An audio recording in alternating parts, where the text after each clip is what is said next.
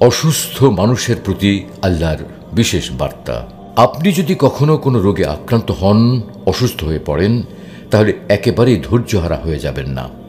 আপনি আল্লাহর বান্দা, আল্লাহই আপনাকে এই অসুস্থতা দান করেছেন।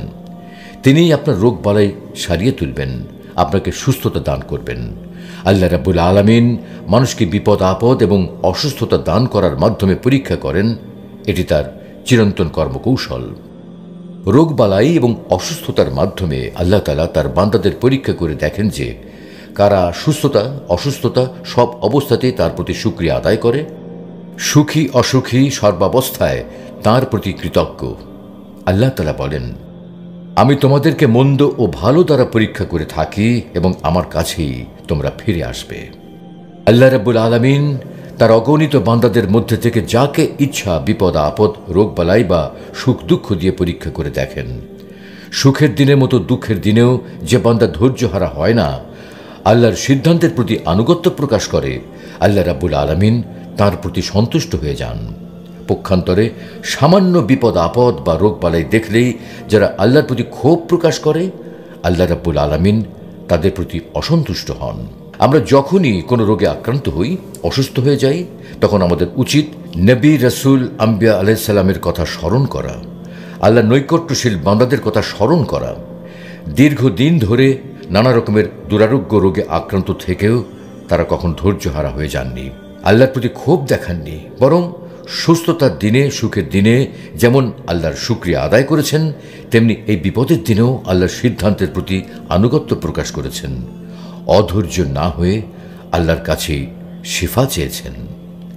আমাদের মনে রাখা উচিত, রোগ বালাইতে আক্রান্ত হয়ে আমি যদি আল্লাহর সিদ্ধান্তের উপর ধৈর্য ধারণ করি, তাহলে আমি আল্লাহর নিকট তার প্রিয় বান্দা হয়ে উঠতে পারি। আবার অতি সুখে আনন্দের আতিশয্যে শয়তানের ধোকায় পড়ে আল্লাহর নাফরমানিও করে বসতে পারি। সুতরাং অতি সুখের চেয়ে দুঃখের দিনে ধৈর্য ধারণ করে আল্লাহর প্রিয় বান্দা হওয়ার চেষ্টা করাই উত্তম। আনাস রাদিয়াল্লাহু তাআলা আনহু হতে বর্ণিত, রাসূল সাল্লাল্লাহু আলাইহি ওয়াসাল্লাম ইরশাদ করেন, বিপদ যত মারাত্মক হবে, প্রতিদানও তত মহান হবে। আল্লাহ তাআলা যখন কোনো জাতিকে ভালোবাসেন, তখন তাদেরকে বিপদে ফেলে পরীক্ষা করেন। যে লোক বিপদে পড়ে সন্তুষ্ট থাকে, তার জন্য আল্লাহ তাআলার সন্তুষ্টি বিদ্যমান, আর যে লোক তাতে অসন্তুষ্ট হয়, তার জন্য আল্লাহ তাআলার অসন্তুষ্টি বিদ্যমান। আম্মার ইবনু ইয়াসির রাদিয়াল্লাহু তাআলা আনহু হতে বর্ণিত, রাসূল সাল্লাল্লাহু আলাইহি ওয়াসাল্লাম দোয়া করার সময় এই দোয়া করতেন, হে আল্লাহ, আপনি আমার বিষয়ে যে সিদ্ধান্ত নিয়েছেন সে বিষয়ে আমি আপনার সন্তুষ্টি কামনা করছি। আল্লাহ তাআলা যখন কোনো মুমিন বান্দাকে রোগ বালাই বা অসুস্থতা দান করেন, তখন এটা হয়ে যায় তার জন্য সুবর্ণ সুযোগ। কেননা রোগে আক্রান্ত হওয়ার কারণে ব্যথা বেদনায় কাতর হয়ে তিনি বারবার আল্লাহকে স্মরণ করেন আর আল্লাহ আল্লাহ করতে থাকেন, তার কাছে শিফা চান এবং তার সিদ্ধান্তের উপর খুশি থাকেন, এবং এভাবে তিনি আল্লাহর নৈকট্যশীল হওয়ার সৌভাগ্য লাভ করেন। রোগবালাই যদি তার নিজের না হয়ে অন্য কারো হয়, তবুও এটা তার জন্য সুবর্ণ সুযোগ। কেননা মুমিন ব্যক্তি রোগাক্রান্ত ব্যক্তির সেবা করার মাধ্যমেও আল্লাহর নৈকট্যশীল হওয়ার সৌভাগ্য লাভ করেন। আবু হুরায়রা রাদিয়াল্লাহু তাআলা আনহু হতে বর্ণিত, রাসূলুল্লাহ সাল্লাল্লাহু আলাইহি ওয়াসাল্লাম বলেন, হাসরের দিন বলিবেন, খোদা, হে আদম সন্তান, তুমি মোরে সেবা করো নাই যবে ছিন্ন রোগে অজ্ঞান।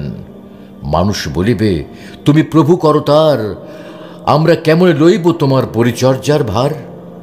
বলিবেন, খোদা, দেখনি মানুষ কেঁদেছে রোগের ঘোরে, তারে শুশ্রূষা করিলে তুমি যে সেথায় পাইতে মোরে। আমরা যখন অসুস্থ হয়ে পড়ি, তখন আমাদের স্বাভাবিক জীবনযাপন ব্যাহত হয়, আমাদের মুখের রুচি চলে যায়, খাবারের স্বাদ পাই না, আমরা আগের মতো খেতে পারি না, তবু আমরা দিব্যি বেঁচে থাকি। এটা কিভাবে হয়? কারণ আল্লাহই তখন আমাদেরকে খাওয়ান এবং পান করান। আর এ কারণে আমাদের কর্তব্য হলো, যখন আমরা অসুস্থ হব তখনও আল্লাহর উপর সন্তুষ্ট থাকব, সুস্থ থাকা অবস্থায় যেমন সন্তুষ্ট ছিলাম। বনি ইসরায়েলকে লক্ষ্য করে আল্লাহ রাব্বুল আলামিন বলেন, হে বনি ইসরাইল, তোমরা আমার সেই সব নিয়ামতের কথা স্মরণ করো যা আমি তোমাদেরকে দান করেছি, এবং তোমরা আমার সাথে কৃত প্রতিজ্ঞা পূরণ করো, তাহলে আমি তোমাদেরকে প্রদত্ত প্রতিশ্রুতি পূরণ করব, আর ভয় করো আমাকেই। ইমাম কুরতুবী রহমতুল্লাহি আলাইহি বলেন, এখানে নিয়ামত মানে হলো মানুষের প্রতি আল্লাহর দেওয়া সকল নিয়ামত। আর নিয়ামতের কথা স্মরণ করা মানে হলো আল্লাহ প্রদত্ত নিয়ামতের কথা ভুলে না যাওয়া এবং এ বিষয়ে চুপ করে না থাকা, অর্থাৎ মানুষের উপর আল্লাহ প্রদত্ত যাবতীয় নিয়ামতের কারণে হৃদয়ে কৃতজ্ঞতা বোধ থাকা এবং মুখেও শুকরিয়া আদায় করা। সুতরাং অসুস্থতার অবস্থাতেও আমাদের আল্লাহ রাব্বুল আলামিনের শুকরিয়া আদায় করা উচিত। আল্লাহ রাব্বুল আলামিন তার প্রিয় হাবিব রসুল সাল্লাল্লাহু আলাইহি ওয়াসাল্লামকে রোগ বালাই এবং অসুস্থতা দ্বারা পরীক্ষা করতেন। আবু সাঈদ খুদরি থেকে বর্ণিত, তিনি বলেন, আমি নবী সাল্লাল্লাহু আলাইহি ওয়াসাল্লামের নিকট গেলাম, তখন তিনি ভীষণ জ্বরে আক্রান্ত ছিলেন। আমি তার উপর আমার হাত রাখলে তার গায়ের চাদরের উপর থেকেই তার দেহের প্রচণ্ড তাপ অনুভব করলাম। আমি বললাম, হে আল্লাহ রসুল, আপনার তো দেখি প্রচণ্ড জ্বর। তিনি বললেন, আমাদের নবী রসুলগণের অবস্থা এমনই হয়ে থাকে, আমাদের উপর দ্বিগুণ বিপদ আসে এবং দ্বিগুণ পুরস্কারও দেওয়া হয়। আমি বললাম, হে আল্লাহ রসুল, কার উপর সর্বাধিক কঠিন বিপদ আসে? তিনি বলেন, নবীগণের উপর। আমি বললাম, ইয়া রাসূলুল্লাহ, তারপর কার উপর? তিনি বললেন, তারপর নেককার বান্দাদের উপর। তাদের কেউ কেউ তো এতটা দারিদ্র পীড়িত হন যে শেষ পর্যন্ত তার কাছে তার পরিধানের কম্বলটি ছাড়া আর কিছুই থাকে না, অথচ তারা বিপদে এত শান্ত ও উৎফুল্ল থাকেন যেমন তোমাদের কেউ ধন সম্পদ পেলে আনন্দিত হয়ে থাকে।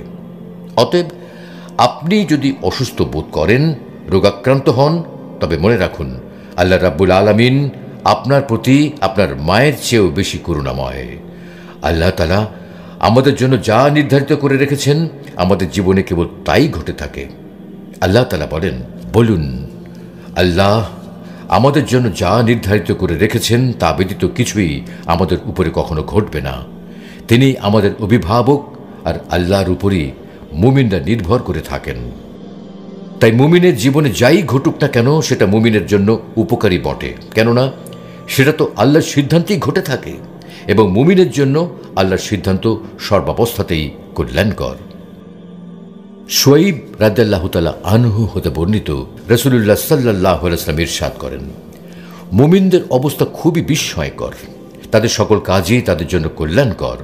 মুমিন ছাড়া অন্য কেউ এই বৈশিষ্ট্য লাভ করতে পারে না।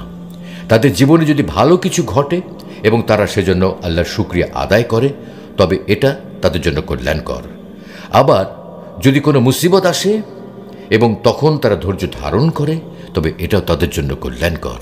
আল্লাহ রাব্বুল আলামিন আমাদের সকলকে সুখের দিনে যেমন তার নিয়ামতের শুকরিয়া আদায় করার তৌফিক দিন, তেমনি দুঃখের দিনে অথবা অসুস্থতার দিনেও ধৈর্য ধারণ করার তৌফিক দান করুন।